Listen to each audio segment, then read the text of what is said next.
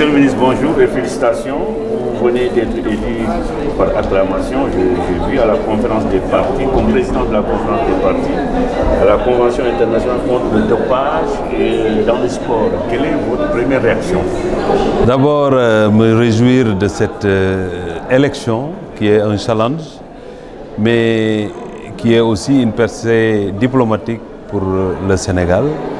C'est pourquoi je voudrais remercier très sincèrement le président Macky Sall qui nous a présenté en tant que Sénégalais à cette grande conférence, cette rencontre au niveau de l'UNESCO qui vise en tout cas à protéger les acteurs du sport, l'intégrité dans le sport et qui vise aussi à asseoir une politique d'un sport propre. Nous avons été élus par nos pairs, plus de 196 pays signataires qui ont ratifié cette convention de l'UNESCO. C'est la plus ratifiée d'ailleurs en tant que charte, en tant que convention. Et c'est la raison pour laquelle nous sommes assez déterminés pour mener à bien les missions qui nous ont été confiées. Et on a été vice-président pendant 4 ans, donc nous savons comment les choses marchent.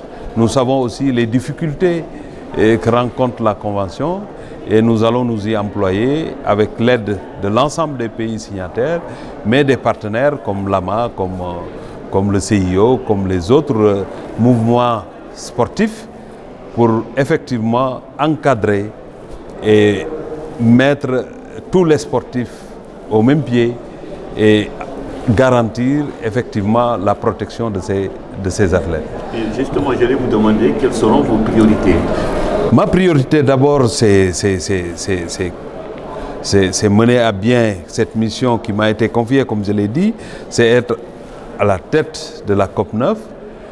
Mais nous tous, nous savons qu'il y a un problème de cotisation, il y a aussi une incompréhension permanente entre les différentes parties, les pouvoirs publics, le mouvement associatif. C'est pourquoi je me suis dit qu'il faudrait qu'on se batte en utilisant la concertation, la communication permanente avec les différentes parties comme l'AMA et les autres pour éviter toute incompréhension et travailler ensemble. Donc ça, c'est un chantier énorme. Le rapport montre que beaucoup de pays ne participent pas. Il faut aller vers la sensibilisation. Le Sénégal a fait plus que être à jour parce que notre cotisation a dépassé de très loin la norme. Et ça, c'est grâce au président Macky Sall. Quand j'étais ministre des Sports, ensuite, tout le monde a suivi. Et nous allons continuer à discuter, à sensibiliser, en utilisant les organisations régionales et sous-régionales, parce que il est temps qu'on comprenne que le sport ne peut plus être vu de la même manière qu'auparavant.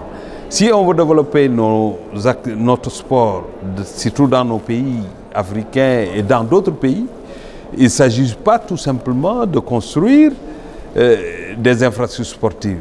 Il ne s'agit pas tout simplement d'avoir des activités sportives. Mais le plus important, c'est protéger ces activités-là. Faire de sorte que la drogue ou bien le dopage ne trouve pas sa place dans nos activités sportives. Si on fait une analyse fine de ce qui se passe en Afrique, la configuration de la population, qui est de presque 60-65%, et tous les jeunes s'adonnent au sport, font des activités sportives, il est important de garantir la sécurité dans ce milieu. L'environnement sportif devrait pouvoir être plus assaini et c'est dans ce siège-là, avec les différents partenaires qu'on va se mettre, avec l'aide des pouvoirs publics, bien évidemment, parce que là, c'est une rencontre de l'ensemble des ministres des Sports des pays signataires. Donc nous tous, nous allons nous battre pour assainir. Et puisque les compétitions, il n'y a pas de barrière, le compétiteur du Sénégal est traité de la même manière que le compétiteur de la France ou des États-Unis, c'est maintenant qu'on doit aller ensemble. Et il y a un point aussi extrêmement important, c'est la pharmacopée. Parce que nous, en Afrique et ailleurs, on utilise des racines, on peut utiliser de la poudre. Tout ça devrait être encadré pour que ça ne soit pas une dépendance, que ça ne soit pas une drogue ou une manière de se doper pour gagner illicitement. Donc ça, c'est un chantier énorme. C'est pourquoi j'ai dit, vous avez vu nos travaux, il y a eu beaucoup de réactions. Et ça va continuer comme ça parce que chacun voudrait contribuer et faire de sorte que, effectivement, les États continuent l'encadrement des activités sportives dans le pays. Votre élection, qu'est-ce qu'elle pourrait apporter concrètement au Sénégal? Mais vous savez, le Sénégal est un pays de sport. J'ai été ministre des Sports pendant 8 ans. Je connais les besoins. Aujourd'hui, nous nous sommes battus pour être conformes à la Convention. Cela veut dire qu'il y a des leviers sur lesquels les pouvoirs publics peuvent s'accorder. À part l'arsenal juridique, il y a un mécanisme, une agence nationale antidopage, il y a aussi d'autres éléments, le mouvement associatif, il faut faire contribuer. Donc le Sénégal, non seulement sera au niveau du peloton de tête, mais nous ferons de sorte que notre pays, l'Afrique et l'ensemble des autres pays qui en ont besoin, qu'on puisse les aider parce qu'il y a un fonds antidopage pour outiller les organes qui sont mis sur place pour accompagner la lutte contre le dopage dans le sport. Si vous prenez l'exemple de la lutte ou bien d'autres activités sportives, il y a toujours des check-ups qui sont faits à ces lutteurs-là pour voir effectivement est-ce que ça a été utilisé. Ça fait partie de la lutte. Même s'il y a un organe autonome qui le fait, c'est dans un pays que ça se passe. Donc c'est les organes, les pouvoirs publics qui encadrent tout ça. Donc nous n'allons pas faire de la discrimination, mais nous appuierons sur notre expertise et nos connaissances pour accompagner le Sénégal dans la lutte contre le dopage dans le sport. Quel a été l'apport de la délégation sénégalaise de l'UNESCO? Parce que je vois que votre candidature a été proposée par le groupe Afrique. Vous savez, ce n'est pas une candidature de Matar Ba exceptionnellement. C'est le président Macky Sall qui nous a désignés comme le candidat du Sénégal.